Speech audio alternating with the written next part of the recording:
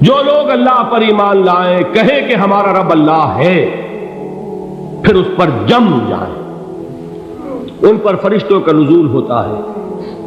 نہ کوئی غم کرو نہ خوف، خوشیاں مناؤ جنت کی جس کا تم سے وعدہ کیا گیا تھا۔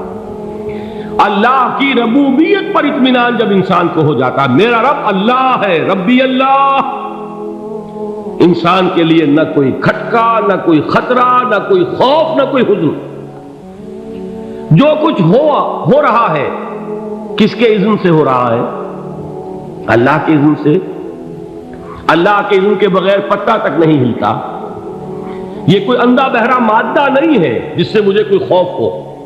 اندھا بھینسا چلا آ رہا ہو اس سے تو ڈرنے کا ہر انسان کو ڈرنا چاہیے، نہ معلوم کس کو ٹکر مار دے۔ لیکن نہیں، اس کائنات کو چلانے والا ایک سمیع و بصیر خدا ہے۔ وہ جو میرا دوست ہے، میرا ولی ہے۔ اللہ ولی الذین آمنوا یخرجہم من الظلمات الی النور۔ اللہ اہل ایمان کا ولی ہے، ساتھی ہے، پشت پناہ ہے، مددگار ہے، حمایتی ہے۔ بتائیے جسے یقین ہو جائے کہ اللہ میرا مددگار، اللہ میرا محافظ، اللہ میرا پشت پناہ، اللہ میرا حمایتی، اس کے لیے کوئی خوف ہوگا؟ اس سے کوئی ڈر ہوگا؟ میں مثال دیا کرتا ہوں ایک بہت سادہ، پنجاب کے دیہات کی۔ تو بڑا چودھری ہے اور کوئی غریب کسان ہے۔ اس غریب کسان کے جانوروں کو ہر وقت اندیشہ ہوگا چوری کا، کوئی میری بھینس کھول کر نہ لے جائے، کوئی میرا بیل کھول کر نہ لے جائے۔ لیکن جس کے بارے میں یہ سب کو معلوم ہو کہ وہ جو بڑا چودھری ہے وہ اس کا دوست ہے، اس کی بچیا کو کوئی خوف ہوگا؟ اس کی بھینس پر کوئی ہاتھ ڈالے گا؟ اسے کوئی اندیشہ ہوگا؟ نہیں۔ کیوں؟ کہ وہ بڑا چودھری، بڑا اس کا یہاں کا سردار، جاگیردار، سب کو معلوم ہے وہ میرا دوست ہے، کوئی میرے خلاف اقدام نہیں کر سکتا۔ اس دنیا میں یہ چھوٹی سی بات اگر آپ کے دلی اطمینان اور سکون کا باعث بن سکتی ہے تو ذرا تصور کیجئے۔ میں لفظ تصور استعمال کروں گا صرف اس لیے کہ اس کا ہم جس کو کہتے ہیں ادراک اور شعور کر نہیں سکتے، اگر کے ساتھ کر سکتے۔ اگر یقین ہو کہ اللہ میرا مددگار اور یقین ہو کہ اللہ ہر آن میرے ساتھ ہے، پھر کوئی خوف؟ کس کا خوف؟ کوئی شے اللہ سے بالا تر ہے؟ کوئی قوت اس سے زیادہ طاقتور ہے؟ کوئی اس کے ارادے کو بدلنے والا ہے؟ کوئی اس کی مشیت کے آڑے آنے والا ہے؟ یہی بات ہے جو حضور نے فرمائی۔ یہ ایمان کا حاصل ہے لب لباب، کہ دیکھو اچھی طرح اس بات کو ذہن نشین کر لو، اگر تمام انسان مل کر تمہیں کوئی نقصان پہنچانا چاہے نہیں پہنچا سکتے، مگر جو کچھ اللہ نے لکھ دیا ہو، اور تمام انسان مل کر تمہیں کوئی نفع پہنچانا چاہے نہیں پہنچا سکتے، مگر وہ شے جو اللہ نے طے کر دی۔ آپ پھر میں کہوں گا ذرا طاری کیجئے، اسے فرض کیجئے، اسے سوچئے۔ اگر اس حدیث پر ہمارا دل ٹھکا ہوا ہو تو کسی سے ڈر ہوگا؟ یہ مجھے نقصان نہ پہنچا دے، یہ میری رپورٹ خراب نہ کر دے، یہ میری انکریمنٹ نہ رکوا دے، یہ میرا یہ نہ بگاڑ دے، یہ میرے یہ نقصان نہ پہنچا دے۔ اس کا ڈر، اس کا ڈر، اس کا خوف، اس کی خوشامد، اس کے لیے جا کر طرح طرح سے اپنی عزت نفس کو ذلیل کروانا اس کے سامنے، یہ سب کچھ کیوں کرتا ہے انسان؟ جب سمجھتا ہے کہ اس کے ہاتھ میں میرا کوئی نفع ہے، اس کے ہاتھ میں میرے لیے کوئی ضرر ہے، یہ مجھے کوئی غضب پہنچا سکتا ہے، یہ مجھے کوئی نقصان پہنچا سکتا ہے، یہ میرا کوئی کام بنا سکتا ہے، یہ میری کوئی ضرورت پوری کر سکتا ہے، اسی کا نام شرک ہے۔ جہاں آپ نے یہ سمجھا کہ غیر اللہ کے اندر کوئی طاقت موجود ہے، وہی شرک ہے۔ بتوں سے تجھ کو امیدیں، خدا سے نو امیدی، مجھے بتا تو صحیح اور کافری کیا ہے؟ شرک تو یہ ہے۔ جس پر بھی تمہیں یہ خیال ہے، کلمہ ہے یہ کلمہ سوم، لا حول ولا قوت الا باللہ، ذرا اس پر دل کو کبھی اگر آپ تصور کریں، پھر فرض کریں، دل ٹھک جائے اس پر، کوئی طاقت نہیں۔ یہی بات تھی جو شیخ عبد القادر جیلانی رحمۃ اللہ علیہ نے اپنی وصیت میں اپنے بچے سے کہی. 11ویں دینے والے ہیں، لیکن حضرت شیخ عبد القادر جیلانی کی وصیت اور تعلیمات کو کتنے لوگ ہیں جانتے ہو؟ یہ جن مقامات تک پہنچے ہیں وہ کس چیز کی بدولت پہنچے؟ انہوں نے جو پیغام دیا وہ کیا تھا؟ اے میرے بچے، جس طریقے سے قرآن مجید میں حضرت لقمان کی نصیحتیں جو ہے نقل کر دی گئی ہیں، میں یہ عرض کروں گا بالفرض اگر قرآن حضرت عبد القادر جیلانی کے بعد نازل ہوا ہوتا تو شیخ عبد القادر کی یہ نصیحتیں بھی قرآن میں درج ہوتی. اتنی اونچی نصیحتیں ہیں. اے میرے بچے، اس حقیقت کو ذہن نشین کر لے، لا فاعل فی الحقیقت ولا مؤثر الا اللہ. اس کائنات میں نہ کوئی فاعل حقیقی ہے نہ مؤثر حقیقی ہے سوائے اللہ. کسی شے میں کوئی تاثیر نہیں اگر اللہ نہ چاہے. آگ جلا نہیں سکتی اگر اللہ نہ چاہے. پانی ڈبو نہیں سکتا اگر اللہ نہ چاہے. زہر ہلاک نہیں کر سکتا اگر اللہ نہ چاہے. کوئی چیز فائدہ نہیں پہنچا سکتی اگر اللہ نہ چاہے.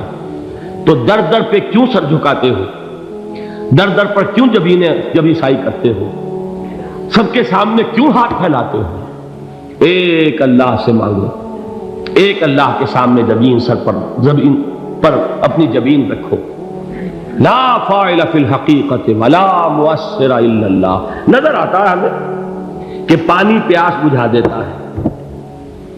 پیاس بجھانے کی صلاحیت پانی میں نہیں ہے، اللہ کے اذن سے. کھانا بھوک مٹا دیتا ہے.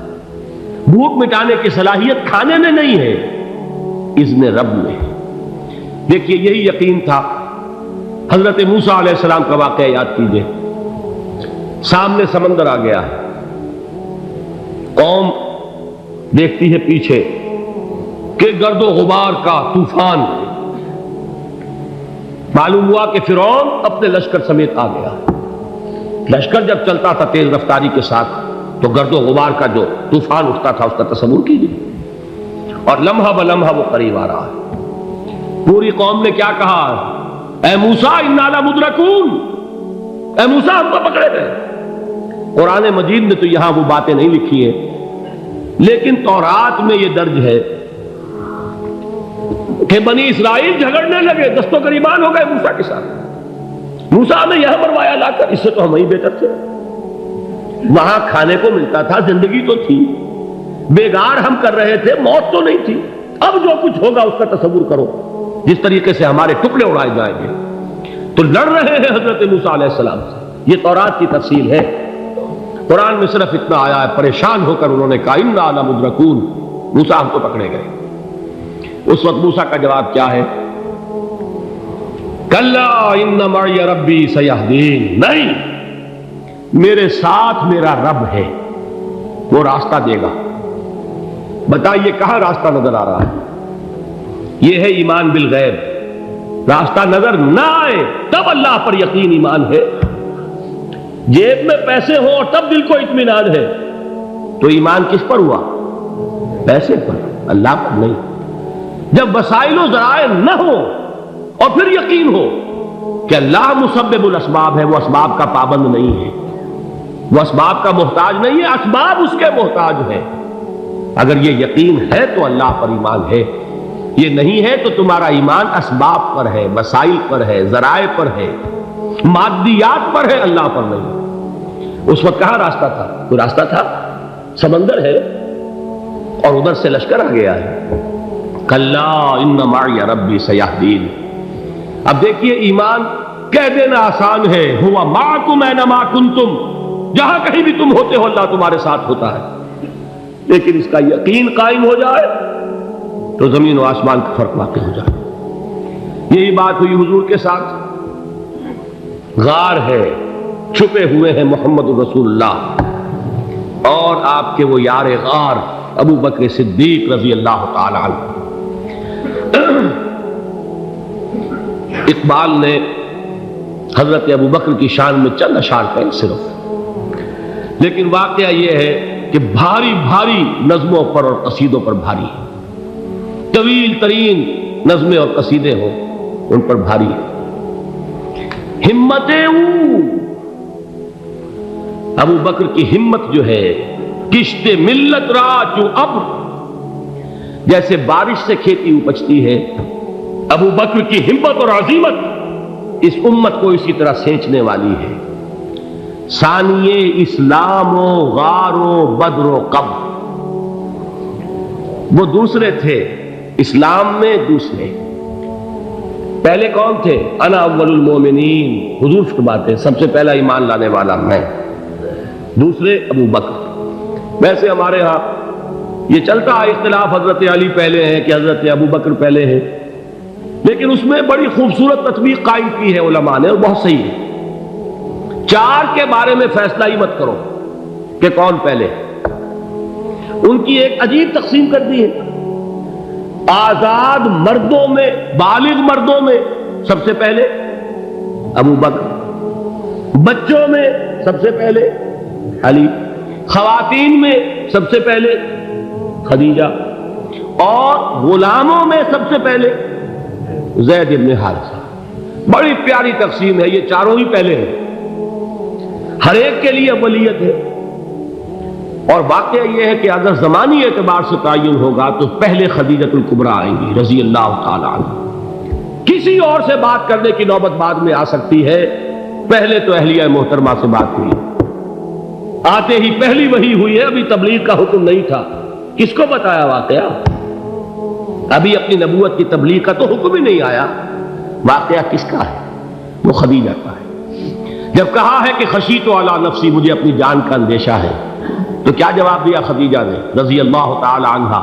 وہ صدیقۃ الکبریٰ ہے، صدیقات جو ہے خواتین ان میں چوٹی پر خدیجۃ الکبریٰ ہے رضی اللہ تعالی عنہا، اور صدیق جو مرد ہیں ان میں صدیق اکبر ہے ابو بکر صدیق رضی اللہ تعالی عنہ، لیکن صدیقات میں چوٹی پر۔ جب حضور نے فرمایا خشیت علی نفسی، کیا فرمایا، کیا عرض کیا، کیسے تسلی دی؟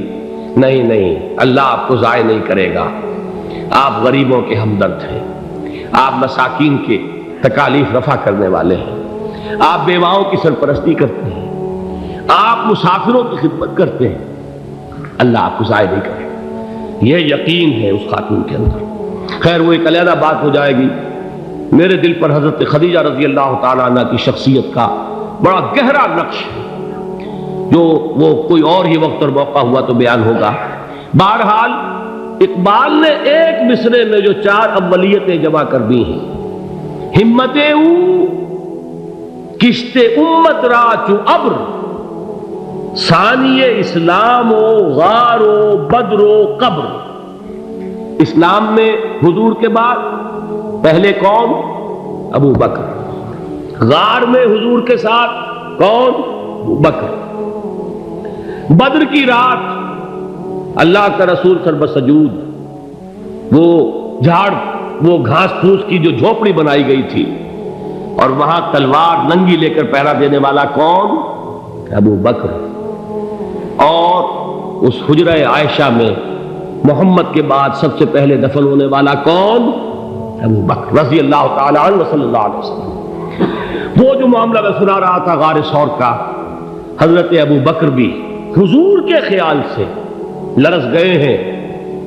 آپ کو یاد ہوگا کہ جا کر پہلے تمام جتنے سوراخ تھے انہیں بند کیا ہے، ایک سوراخ رہ گیا تھا جس کو بند کرنے کے لیے کوئی کپڑا نہیں تھا، وہاں اپنی ایڑی رکھی ہے، تب کہا ہے حضور سے تشریف لائیے، اور اپنے زانو پر حضور کو لٹایا ہے، اور وہاں کسی موذی جانور نے کاٹا ہے، حضور کی آنکھ لگ گئی تھی، اس وقت اس بل کے اندر جو بھی بچھو ہے کیا ہے واللہ عالم، اس نے کاٹا ہے، اس کی تکلیف کی وجہ سے ابو بکر کی آنکھوں سے آنسو ٹپک گئے، حضور کے چہرے مبارک پر پڑے ہیں، تو حضور جاگے ہیں، معاملہ کیا ہے؟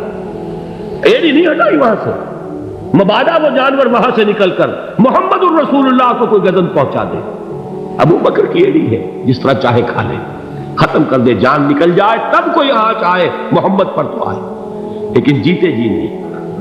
وہ ہے ابو بکر۔ حضور کے خیال سے اس وقت حضور نے پھر اپنا لعاب دہن لگایا ہے، اور اس سے پھر آپ کی تکلیف ختم ہوئی۔ جیسے خیبر میں حضرت علی کی آنکھ دکھ رہی تھی، اس کو جو شفا حاصل ہوئی ہے وہ بھی حضور کے لعاب دہن سے ہوئی۔ تو بہرحال اس وقت انہوں نے کہا ہے کہ اے نبی یا رسول اللہ، اگر اس وقت ان میں سے کسی نے غیر ارادی طور پر بھی اپنے قدموں کی طرف جھانک لیا تو پکڑے جائیں گے۔ کیا جواب تھا اللہ کے رسول کا؟ لا تحزن ان اللہ معنا، اللہ ہمارے ساتھ ہے، کیوں گھبراتے ہو ابو بکر؟ یہ ہے ایمان باللہ، میرا مالک اللہ، میرا رازق اللہ، میرا محافظ اللہ، میرا مددگار اللہ، میرا پشت پناہ اللہ، میرا دوست اللہ۔